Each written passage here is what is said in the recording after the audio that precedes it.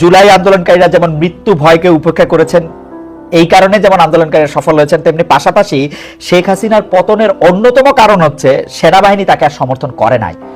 এই যে সেনাবাহিনী সমর্থন প্রত্যাহার করে নিল, এইটার কারণটা আসলে কি? আইএসপিআর আমাদেরকে একটা সংবাদ বিজ্ঞপ্তিতে জানিয়েছিল যে আওয়ামী লীগ সরকার পতনের পর প্রাণ রক্ষার্থে 626 জন তাদের কাছে আশ্রয় নিয়েছিল, অর্থাৎ সেনাবাহিনীর কাছে ক্যান্টনমেন্টে। তারা কে কোথায়, এই নিয়ে বিস্তারিত খবর আর আমরা পাই নাই। আমরা আইএসপিআর কে আর জিজ্ঞেসও করতে পারি নাই যে ভাই 626 জনের তোমরা একটা তালিকা করছো কিনা, কোনোদিন আমাদেরকে দিবা কিনা, তাদের কয়জনকে তোমরা রাখছো, কয়জনকে ছাড়ছো। এইরকম আওয়ামী লীগ মন্ত্রী এমপিদের কেউ কারাগারে, এক দুইজন জামিন পাইছেন, কারো হদিস নাই।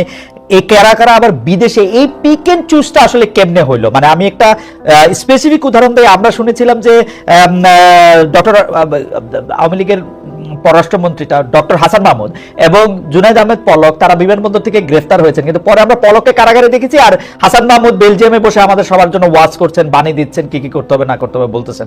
এটা কেমনে হইলো আসলে? খালেদ ভাই, এই জিনিসটা আসলে আমি নিজেও এটা জেনেছি বেশ কিছুদিন আগে, এবং বাট আমি এটা শেয়ার করতে ভুলে গেছি। গুড যে আপনি আমাকে এটা মনে করিয়েছেন। আমি সেনাবাহিনীর বেশ কিছু জায়গাতে কথা বলেছি এবং বেশ নির্ভরযোগ্য কর্মকর্তাদের সাথে কথা বলেছি, এবং আমি যে জানতে পেরেছি তা হলো যে এই যে 600 জনের কথা অ্যাকচুয়ালি বলা হচ্ছে, 600 জনের মধ্যে আসলে সমাজের বিভিন্ন স্তরের লোকজন ছিলেন। কেউ হয়তো সরকারি ডাক্তার ছিলেন, কেউ হয়তো পুলিশ কর্মকর্তা ছিলেন, কেউ হয়তো পুলিশের এসপি ছিলেন, কেউ হয়তো ম্যাজিস্ট্রেট ছিলেন, কোন হাইকোর্টের জাজ ছিলেন, সুপ্রিম কোর্টের জাজ ছিলেন, এমপি ছিলেন, দু একজন বেশ কিছু মন্ত্রীও এটার মধ্যে ছিলেন, ফরেন ডিপ্লোমেটের ফ্যামিলি ছিল।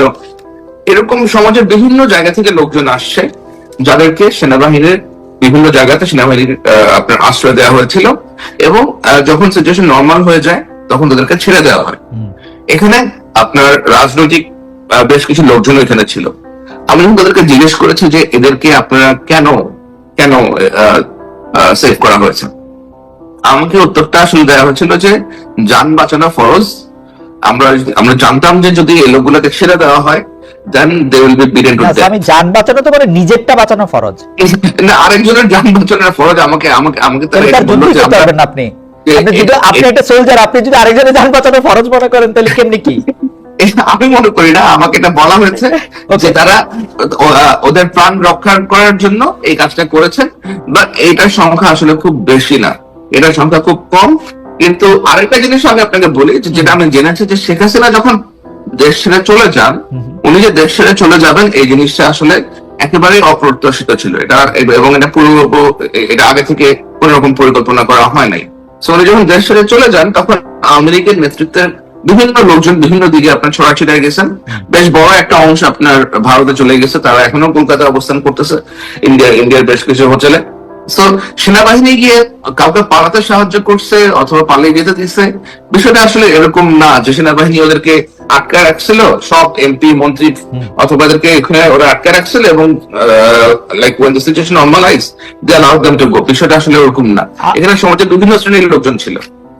না, সেটা ঠিক আছে, জাস্ট এইটা জানা যে সেনাবাহিনী এর মধ্যে থেকে আসলে পিক এন্ড চুজ করছে কিনা। সেনাবাহিনী হোক, এখন যারা রাষ্ট্র ক্ষমতায় আছে, অর্থাৎ হাসান মাহমুদকে ছেড়ে দেই কারণ হাসান মাহমুদ আমাদের কিছু একটা উপকার করছেন বা করবেন, পলককে ধরে ওটা করছে কিনা ওরকম কিছু হয়েছে বলে আমি শুনি নাই। যেটা হয়েছে যে যারা ক্যান্টনমেন্টে গেছেন, অ্যাপ্রোচ করছেন, ফর এক্সাম্পল আপনার আত্মীয় স্বজন আছে, আপনি হয়তো আগে চাকরি করেন, আপনি ধানমন্ডিতে থাকতেছেন, আপনি ওখানে গেছেন যে আমাকে একটু শেল্টার দেন, আপনাদের এখানে আমাদের এখানে অনেক অ্যাটাক হচ্ছে, আপনি তাকে শেল্টার দিয়েছেন। এরকম আর আমাদের তো এরকম অনেকের আত্মীয় স্বজন থাকে আপনার ঢাকা শহরে, রাইট? এবং আমরা সবাই সবার আত্মীয় আসলে, মানে সেনাবাহিনী আমাদের সবারই বন্ধু আত্মীয় সব জায়গাতেই আছে, সবাই আত্মীয় স্বজন থাকে বিভিন্ন জায়গাতে। জুলাই আন্দোলনকারীরা যেমন মৃত্যু ভয়কে উপেক্ষা করেছেন, এই কারণে যেমন আন্দোলনকারীরা সফল হয়েছেন, তেমনি পাশাপাশি শেখ হাসিনার পতনের অন্যতম কারণ হচ্ছে সেনাবাহিনী তাকে আর সমর্থন করে নাই। এই যে সেনাবাহিনী সমর্থন প্রত্যাহার করে নিল, এইটার কারণটা আসলে কি? আসলে বাংলাদেশ সেনাবাহিনীর অনেক সদস্যরাই বহুদিন ধরে শেখ হাসিনার সরকারের এবং শেখ হাসিনার যে প্রতিরক্ষা নীতি, অলিখিত প্রতিরক্ষা নীতি, যা শেখ হাসিনার একজন আত্মীয় প্রেসিডেন্ট তারেক সিদ্দিকী নিজে নিয়ন্ত্রণ করতেন, তার এগেইনস্টে ছিল। কারণ সেনাবাহিনীতে আসলে যেটা হয়েছে, অনেক অফিসার যারা যথেষ্ট কোয়ালিফাইড, যারা বিভিন্ন দিক থেকে বেশ মেধাবী, চৌকস, এই কর্মকর্তাদেরকে নিগৃহীত করা হয়েছে এদেরকে বঞ্চিত করা হচ্ছে পদোন্নতি থেকে, বিভিন্ন রকম ভালো অ্যাপয়েন্টমেন্ট থেকে, এবং বেছে বেছে এমন কর্মকর্তাদেরকে নেওয়া হয়েছে যারা ধরেন আপনার কখনোই হয়তো জেনারেল মেজর জেনারেল হওয়ার প্রশ্নই উঠতো না একটা সময়। সো এবং আপনার বিডিআর আপনার বিডিআর হত্যার মতো একটা ইনসিডেন্ট আছে which still remains unsolved। তো যে ক্ষোভটা ক্রিয়েট হয়েছে, আপনার সব দিক দিয়ে ক্ষোভ ক্রিয়েট হয়েছে, এবং শেখ হাসিনা কিন্তু আপনার একজন কি বলে এটাকে, আপনার how to put this correctly in Bangla, একজন দেয়ার ক্ষেত্রে উনি হাত উজাড় করে দিয়েছেন।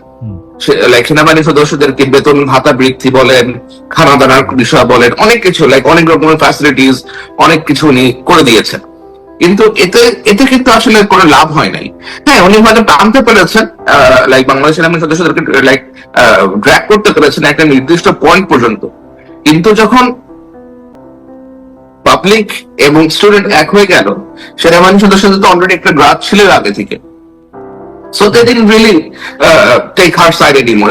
এবং মূলত যারা সৈনিক মানে স্যার, আপনি নিশ্চয়ই আমার চেয়ে ভালো জানবেন, কিন্তু আমরা যেখানে দেখতে পাচ্ছিলাম যে শেখ হাসিনা সেনাবাহিনীকে এমন করে তৈরি করতেছেন যে সেইটার অধিনায়কত্বে তারাই যাইতেছেন যারা আসলে খুব প্রোভেন তার লয়াল, মানে একদমই, মানে আওয়ামী লীগের মধ্যে অনেকে নৌকা মার্কা না করতে পারেন, সেনাবাহিনীর মধ্যে বেশিরভাগ লোকই নৌকা মার্কা করতে হইতো যারা অধিনায়কত্বে যাইতেছেন তাদের। অবশ্যই তো সেই জায়গা থেকে তারা এটা কিভাবে ভাবলেন? আপনি বিডিআর কথা বলতেছিলেন, কিন্তু বিডিআর তো 2009, এটা তো 2024, মানে 15 বছরে তো উপরের দিকে লিডারশিপে অনেক পরিবর্তন হয়েছে, মানে বেশিরভাগ জনকে আসলে বাদও দেওয়া হয়েছে, অনেক গুরুত্বপূর্ণ জনদের অনেক পরিবর্তন হয়েছে, কিন্তু ওই জিনিসটা স্টিল রিমেইনস আনসলভড। ওটার কিন্তু এখন একটা অমীমাংসিত বিষয়।